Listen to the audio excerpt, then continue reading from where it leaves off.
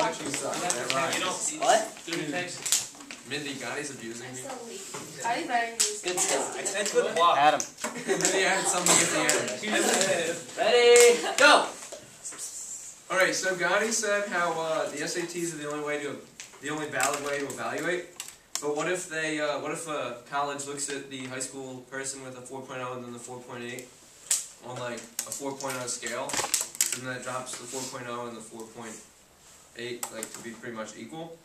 And all schools have honors classes, and let's see, there's not one thing, that's not the only, it's not a one-time thing, so you can take it again. And he said 55% of juniors improve, but what if you can't afford to like do better? Like you can't pay the $50 to retake it, and like, you can't pay for tutoring, or you can't buy the books, and you're like really poor, so then that like holds you back, as opposed to a richer person who can buy the books, buy the tutoring, pay for the classes, do the whole 9 yards, and even though they might not be as smart as the poorer person, they'll get a better score because they have more practice.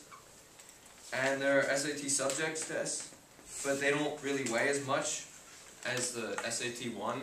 That's like, if you score like a 2400 on the SAT 1, it'll mean a lot more than if you score like a 2400 on the history SAT. So as you can see, the SAT is not a good way to evaluate students and shouldn't be used anymore, since a 4-hour test shouldn't mean nearly as much as 4 years of high school. The test is a reflection of one day, whereas 4 years shows progression and growth of a student, unlike one test can show. Thank you. Vote affirmative.